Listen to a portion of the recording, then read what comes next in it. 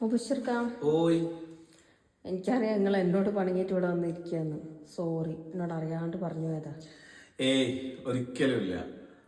സത്യത്തിൽ നിങ്ങളിപ്പോ എന്റെ മുമ്പിൽ വന്നിട്ട് സോറി പറഞ്ഞില്ലേ, അത് എന്റെ മുമ്പിൽ ഒരിക്കൽ കൂടി നിങ്ങൾ എന്ത് ചെയ്യാണ്, വിജയിച്ച് കാണിക്കുകയാണ്.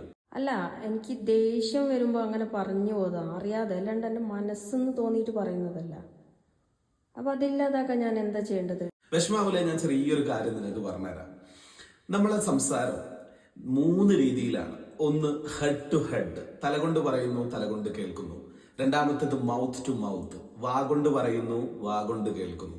മൂന്നാമത്തേത് ഹേർട്ട് ടു ഹേർട്ട്, നമ്മൾ ഹൃദയം കൊണ്ട് സംസാരിക്കുന്നു, നമ്മളെ കേൾക്കുന്നവർ ഹൃദയം കൊണ്ട് കേൾക്കുന്നു എന്നുള്ളതാണ്. ഇതിൽ ഏറ്റവും മനോഹരമായിട്ടുള്ള സംസാരം ഏതാണെന്നറിയോ? എല്ലാം മനോഹരമാണ്, പക്ഷേ നമ്മളെ കേൾക്കുന്ന ആൾ അല്ലെങ്കിൽ നമ്മൾ പറയുന്ന ആൾ അവര് അത് എങ്ങനെ എടുക്കുന്നു എന്നുള്ളതാണ്. ഒരു ചെറിയ ഉദാഹരണം ഞാൻ പറഞ്ഞുതരാം. നമ്മൾ വളരെ കാഷ്വൽ ആയിട്ട് പറയാറില്ലേ, ഇതൊക്കെ ചെയ്യാൻ നിനക്ക് വട്ടാണോ അല്ലെങ്കിൽ ഭ്രാന്തുണ്ടോ ഇങ്ങനെയൊക്കെ ചെയ്യാൻ നിനക്ക് എന്ന് നമ്മൾ ചോദിക്കാറില്ലേ?